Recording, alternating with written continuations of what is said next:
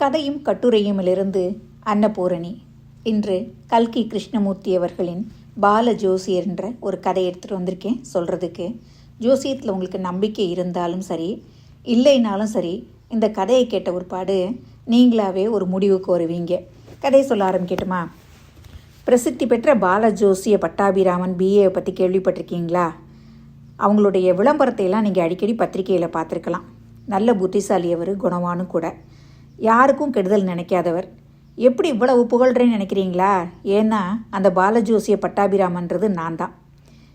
இந்த காலத்தில் ஜோசியர்னு பேரை வச்சுக்கிட்டு எவ்வளவோ அக்கிரமங்கள் பண்ணுறாங்க.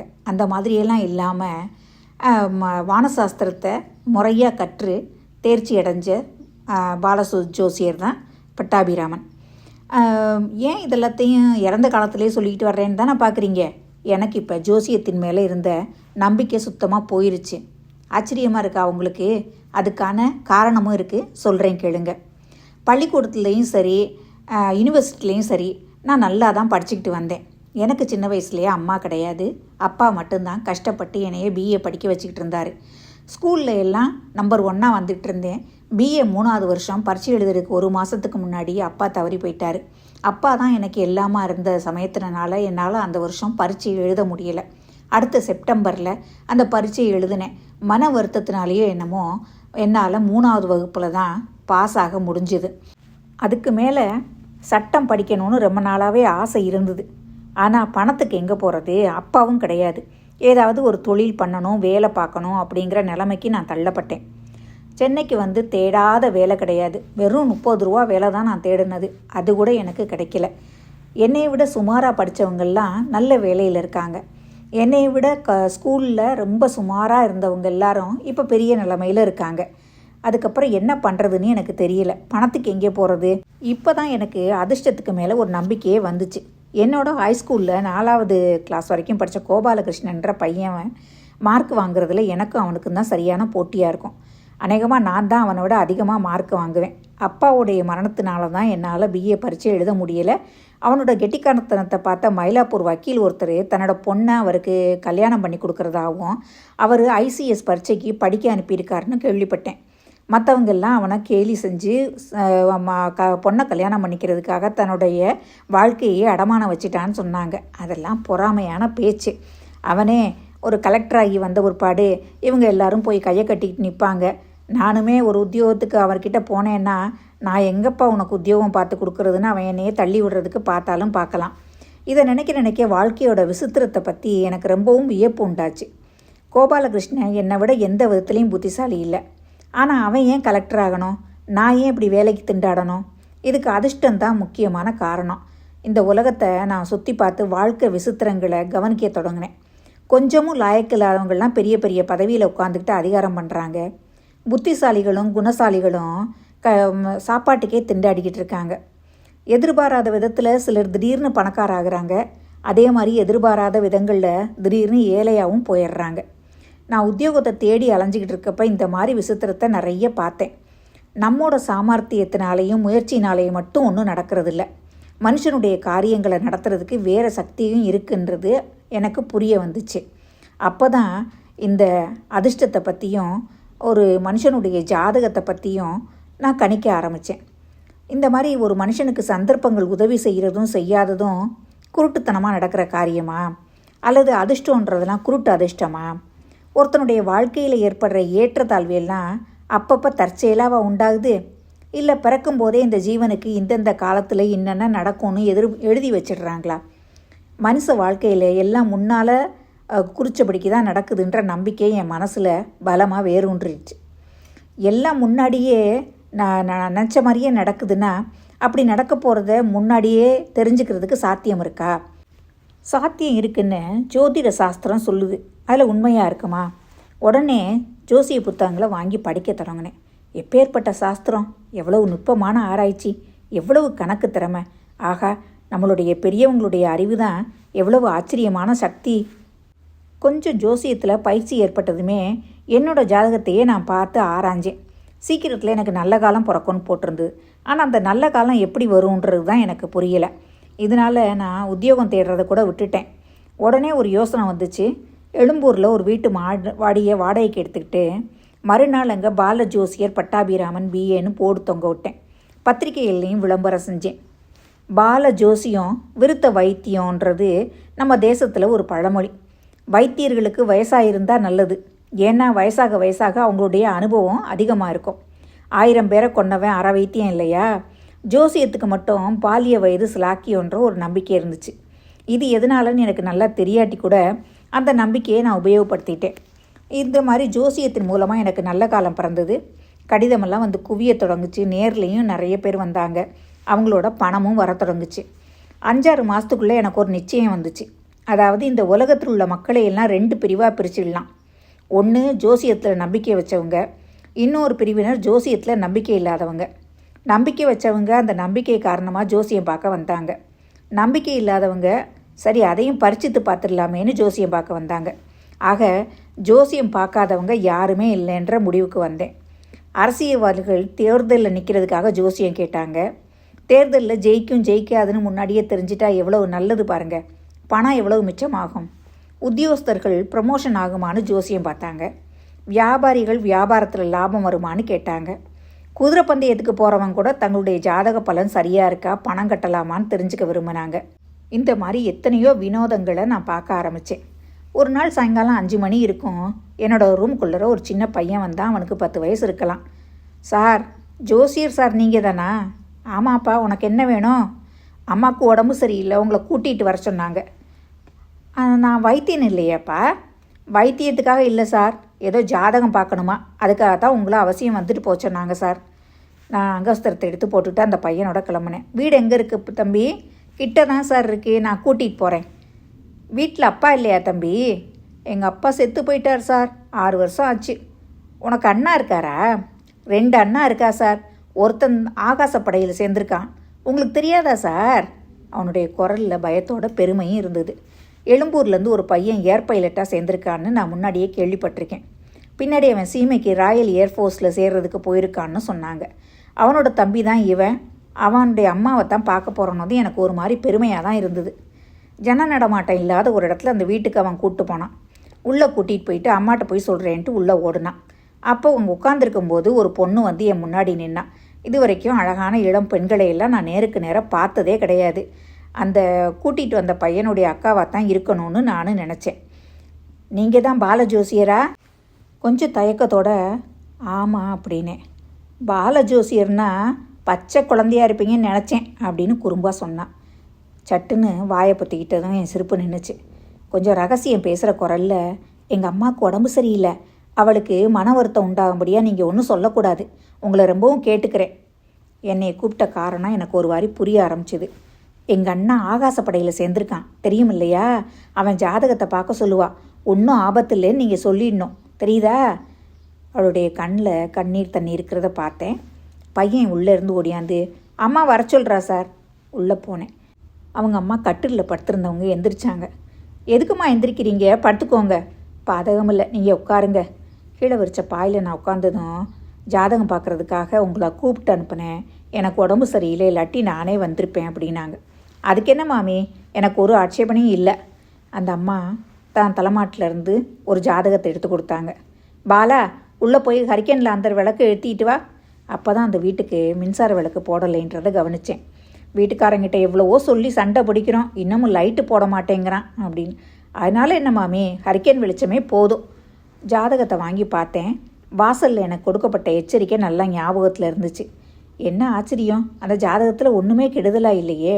எவ்வளவோ கவனமாக கணக்கு போட்டு பார்த்தேன். ஒரு சாதாரண ஜாதகம், நன்மையோ கெடுதலோ ஒன்றும் கிடையாது. எனக்கு என்ன சொல்கிறதுனே தெரியல. உள்ளது உள்ளபடி ஒன்றுமே இல்லைன்னு சொன்னால் அந்த மாமிக்கு நம்பிக்கை உண்டாகாது.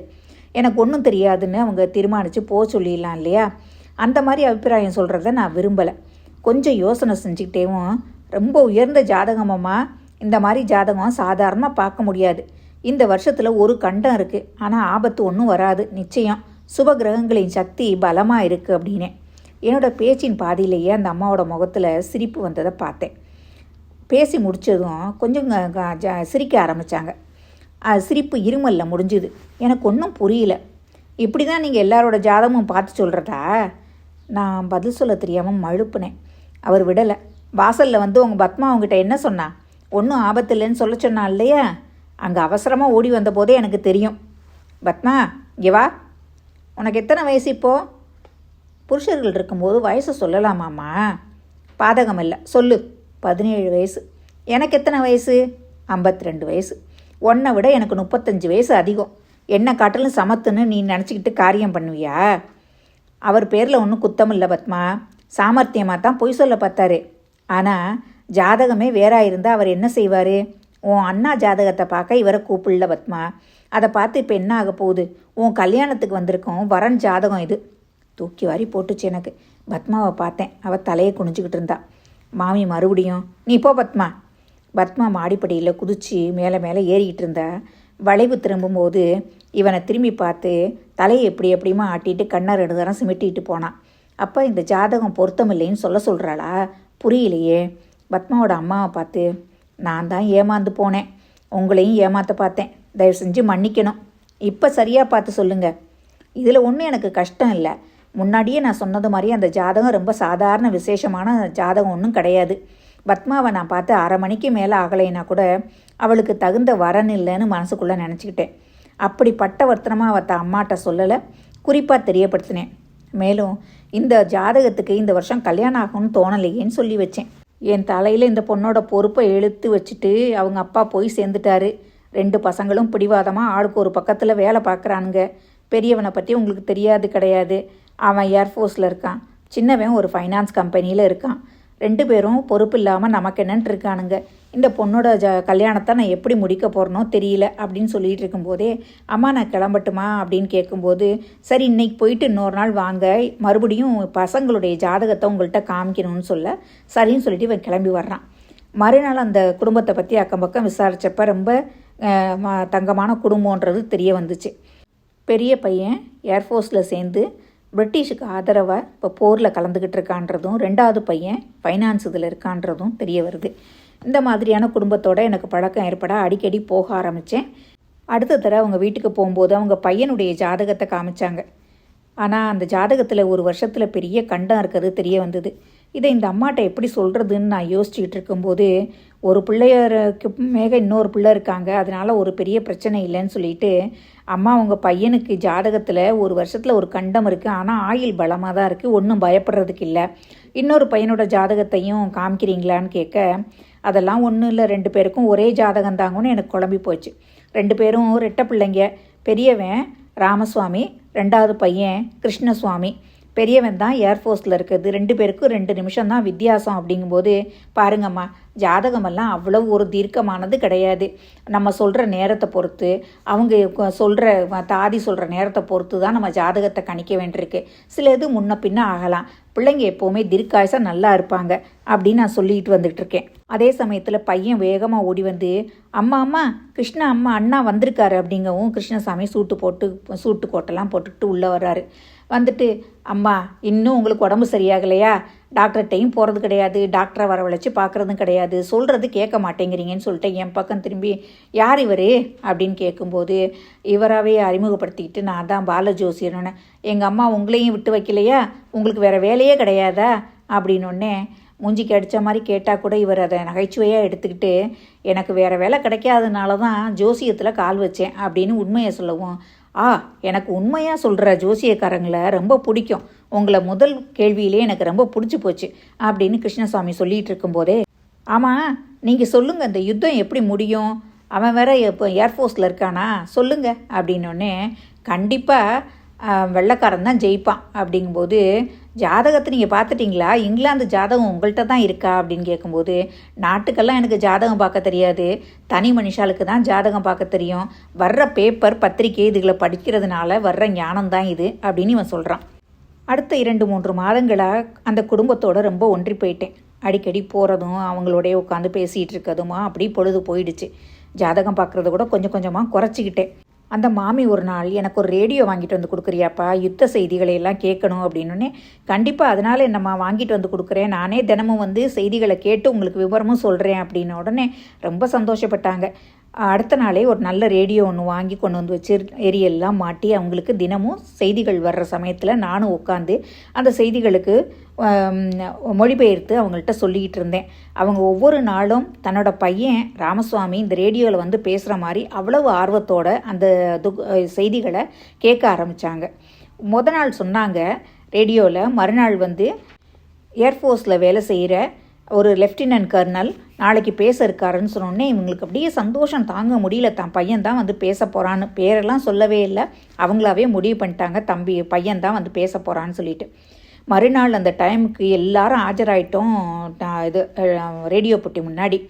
இப்போ அவங்க அம்மா நினச்ச மாதிரியே ராமசாமி லெஃப்டினன்ட் கர்னல் வந்து பேசுகிறாருன்னு சொன்னோன்னே இவங்களை பிடிக்க முடியல. அவங்களுக்கு வந்து அவர் பேசின பாஷை புரியலைன்னா கூட தன் பையன் தன்கிட்டையே பேசுகிறத மாதிரி அவங்க அவ்வளோ ஒரு சந்தோஷமாக கேட்டுக்கிட்டு இருந்தாங்க. அது முடிஞ்ச பிற்பாடு அதனுடைய மொழிபெயர்ப்பை நான் சொன்னேன். ஏர்ஃபோர்ஸில் தான் எப்படி சேர்ந்தோன்னு, என்னென்ன மாதிரியான வேலைகள் பார்க்குறோன்னு, நம்ம நாட்டு மக்கள் வந்து பிரிட்டிஷ் சாம்ராஜ்யத்துக்கு ஆதரவாக இருக்கணும்னு, நம்ம வந்து பிரிட்டிஷ் சாம்ராஜ்யத்தை ஜெயிக்க வைக்கணும் அப்படின்ற மாதிரியெல்லாம் அவர் பேசினதை நான் மொழிபெயர்த்து சொல்லிக்கிட்டு இருந்தேன். அந்த அம்மாவுக்கு சந்தோஷம் தாங்க முடியல. என் மனசுக்குள்ளே ஒரு பயம் எழாமையும் இல்லை, இந்த சந்தோஷம் அந்த அம்மாவுக்கு நிலைக்கணுமே அப்படின்னு. இதில் என்ன பெரிய அதிசயம்னா, ஏர்ஃபோர்ஸில் போய் வேலை செஞ்ச ராமசுவாமியும் கிருஷ்ணசுவாமியும் ரெட்டப்பிறவினா கூட 2 பேரும் எண்ணங்களில் நேர் எதிர் துருவங்களில் இருந்தாங்க. இவனுக்கு யுத்தம்னா என்னன்னு பிடிக்காது, நாட்டை பற்றி பெருசாக ஒரு அக்கறை கிடையாது, அவனுக்கு அவனை பற்றின கவலை மட்டும்தான். அப்போ பத்மா கேட்குறா, அம்மா கிருஷ்ணா அண்ணா இந்த பேச்சை கேட்டிருப்பாராம்மா, கேட்டிருந்தா அண்ணா கூட மனசு மாறலாம் இல்லையா அப்படிங்கும்போது, பத்மா அண்ணாட்டிருந்து வந்த லெட்டரை பாலசோசியருக்கு படிச்சு காமி அப்படின்னு சொல்லும்போது அந்த லெட்டரை வாங்கி படித்து காமிக்கிறா. அம்மா நான் உன் சொல் பேச்சு கேட்காம ஏர்ஃபோர்ஸில் சேர்ந்து ரொம்ப பிடிவாதம் பண்ணி இங்கே வந்து சேர்ந்துட்டேம்மா. நீ சின்ன வயசில் நான் எவ்வளோ பிடிவாதம் பண்ணாலும் நீ பொறுத்து போகிற மாதிரி இப்போயும் என்னை பொறுத்து போயிடுமா. நான் நாட்டுக்காக உழைக்க வந்திருக்கேன், நல்லது தான் பண்ணணும்னு நான் நினைக்கிறேன் அம்மா அப்படின்னு சொல்லி அம்மாவை பற்றியும் உடம்ப கவனிச்சுக்க அப்படின்னு நிறைய சொல்லிட்டு பின்குறிப்பையும் படி அப்படிங்கிறாங்க அவங்க அம்மா. அவள் பொண்ணு வெக்கப்பட்டுக்கிட்டு வேண்டாங்கும்போது ஜோசியர்ட்டே கூட அவரே படிச்சுக்குவாருங்கும்போது அவர் வாங்கி பார்த்துட்டு பின்குறிப்பில் எழுதியிருக்காங்க, இந்த மாதிரி பத்மாவோட கல்யாணத்தை சீரும் சிறப்புமாக நடத்தணுமா, நீயே நான் இல்லைன்னு வரலன்னுலாம் நினைக்காத, நான் நல்லா இருந்தால் கண்டிப்பாக வந்துடுவேன். சப்போஸ் போரில் ஏதோ ஆகி போய் நான் இல்லைன்னா கண்டிப்பாக என்னுடைய ஆசீர்வாதம் என்றைக்குமே பத்மாவுக்கு உண்டு அப்படின்னு எழுதியிருக்கும். இதை கேட்டுட்டு அந்த அம்மா கண்ணீர் வடிக்கிறாங்க. அந்த அம்மா மறுபடியும் சொல்கிறாங்க, அன்னைக்கு ஒரே ஒரு ஜாதகத்தோட நிப்பாட்டிட்டோம் பத்மாவுக்கு, இன்னும் 2-3 ஜாதகம் வந்திருக்கு பார்க்குறீங்களான்னு கேட்கும்போது, அம்மா நீங்கள் என்ன நினச்சிக்குவீங்களோ எனக்கு தெரியாது, ரொம்பலாம் நம்ம ஜாதகம் பார்க்க வேண்டாம் பத்மாவுக்கு, உங்களுக்கு விருப்பம் இருந்தால் நானே பத்மாவை கல்யாணம் பண்ணிக்கிறேன்னு சொல்லும்போது, பத்மாட்ட கேட்கணும் எனக்கு ஒரு பிரச்சனையும் இல்லை அப்படிங்கும்போது நீங்களே பேசிடுங்கன்னு சொல்கிறா. இல்லை நான் அந்தளவுக்கு நாகரிகமான ஆள் கிடையாது, நீங்கள் பத்மாட்ட பேசிட்டு எனக்கு முடிவை சொல்லுங்கன்னு வெளியே வர்றான். அடுத்த நாள் உள்ளே போகும்போதே கிருஷ்ணசாமி வெளியில் வந்து வாங்க மாப்பிள்ளைன்னு சொல்லும் போதே இவனுக்கு அதனுடைய முடிவு தெரிஞ்சு போயிடுது. இந்த கல்யாணம் நல்லபடியாக நடந்துரும்னு கல்யாணத்துக்கான ஏற்பாடுகள்லாம் மழமழன்னு நடக்க ஆரம்பிக்குது. அந்த அம்மா கையில் ரெக்க கட்டிக்கிட்டு பறக்காத குறையாக கல்யாண வேலைகளை பார்த்துக்கிட்டு இருக்காங்க. சரியாக 1 மாதத்தில் கல்யாண தேதி முடிவு பண்ணியிருக்கும்போது 15 நாள் கழித்து இடி போல் ஒரு செய்தி வருது பிரிட்டிஷ் ஏர்ஃபோர்ஸ்லேருந்து. இந்த உங்கள் பையன் ராமசுவாமி போரில் மாண்டுட்டாருன்னு சொல்லிட்டு கவர்மெண்ட் மூலமாக சீல் வச்ச ஒரு கடிதம் வருது. இந்த அம்மாவால் ஒன்றுமே பண்ண முடியலை, மூச்சு பேச்சு இல்லாமல் மயங்கி விழுந்துடுறாங்க. எந்திரிச்ச உடனே இவங்க தண்ணி தெளித்து அவங்கள எந்திரிச்சு உட்கார வச்சு கிருஷ்ணசுவாமிக்கு தகவல் சொல்லிடணும்னு சொல்லிட்டு அவன் போய் கிருஷ்ணசுவாமிக்கிட்ட தகவல் சொல்கிறதுக்காக போகிறான் அந்த ஆஃபீஸ்க்கு. அப்போ அவன் அந்த ஆஃபீஸ் மூலமாக கோழிக்கோடுக்கு ஒரு மீட்டிங்க்கு போயிருக்கிறது தெரிய வருது. அந்த மீட்டிங்க்கு ட்ரை பண்ணும்போது அங்கேருந்து ஒரு அடுத்த துக்ககரமான செய்தி வருது. அந்த மீட்டிங் நடந்துக்கிட்டு இதில் வந்து ஏதோ போலீஸ் துப்பாக்கிச்சூடு நடத்துனதில் அங்கே அவன் இறந்து போயிட்டான் அப்படிங்கிறது. ஒரே நேரத்தில் 2 பிள்ளைகளையும் பறிகொடுத்த அம்மாட்ட நம்ம எப்படி இதை சொல்ல போகிறோன்னு அவன் தவிக்கும்போது திரும்பி வந்து வேறு வழியே இல்லாமல் உண்மையை சொல்ல வேண்டிய நிலைமைக்கு தள்ளப்படுறான். அதை கேட்ட உடனே அந்த அம்மா மறுபடியும் மயங்கி விழுந்தவங்க ஒரு 2 நாளுக்கு எந்திரிக்கவே கிடையாது. எந்திரிச்சவங்க என்ன நினச்சாங்களோ கண்ணை தொடச்சிக்கிட்டு இந்த பொண்ணை அனாதையாக நம்ம விட்டுட்டு போயிடக்கூடாது அப்படின்னு ஒரு வைராக்கியத்தோட அந்த பொண்ணோட கல்யாணத்தை நடத்துகிற வரைக்கும் ஒரு சொட்டு கண்ணீர் விடாமல் குறித்த தேதியிலே பிள்ளைங்களுடைய ஸ்தூலமாக இருக்கக்கூடிய ஸ்தூல சரீர ஆசீர்வாதத்தோட தன்னுடைய பொண்ணோட கல்யாணத்தை நல்லபடியாக முடிச்சுட்டு கல்யாணம் முடிஞ்ச உடனே தான் விம்மி அழுதாங்க. எங்களோட கல்யாணத்துக்கும் ஜாதகம் நான் பார்க்குறது இல்லைன்னு முடிக்கு வந்ததுக்கும் என்ன சம்மந்தம்னு தானே நினைக்கிறீங்க? எத்தனையோ பேருக்கு ஜாதகம் பார்த்தனா எங்கள் கல்யாணத்துக்கு நாங்கள் ஜாதகமே பார்க்கல. 2 பேருடைய மன ஒத்த இதைத்தான் பார்த்து நாங்கள் கல்யாணம் பண்ணிக்கிட்டோம். மாமி கூட எங்களுடைய ஜாதகத்தை பார்க்கணுன்னு எதிர்பார்க்கவே இல்லை, அந்த பேச்சே எடுக்கலை. ஆமாம், ஜோசியத்துலேயும் ஜாதகத்துலேயும் எனக்கு நம்பிக்கை போயிடுச்சு. இப்போ எங்களுடைய நம்பிக்கை கடவுள்கிட்ட மட்டும்தான். அவரோட சித்தத்தின்படி தான் எல்லாம் நடக்குதுன்னு தான் நம்பிக்கிட்டு இருக்கோம். வாழ்க்கையில் வரக்கூடிய பெரிய துன்பங்களை கடக்கிறதுக்கு இறை நம்பிக்கையை தான் துணையாக கொண்டுகிட்டு இருக்கோம். கதை எந்த இடத்துல முடிக்கிறாரு கல்கி கிருஷ்ணமூர்த்தி அவர்கள். எந்த காலத்துலேயும் ஜாதகம் சாதகமாக சொல்கிற வரைக்கும் தான் அந்த ஜாதகத்தை நம்மளால் நம்ப முடியும். அதனால் ஜாதகத்தின் மேலே நம்பிக்கை வச்சுருக்கவங்களுக்கு அது நம்பிக்கை, நம்பிக்கை இல்லாதவங்களுக்கு அது வெறும் புரட்டு. மீண்டும் அடுத்த வாரம் நல்லதொரு கதையுடன் உங்களை சந்திக்கிறேன். நன்றி, வணக்கம்.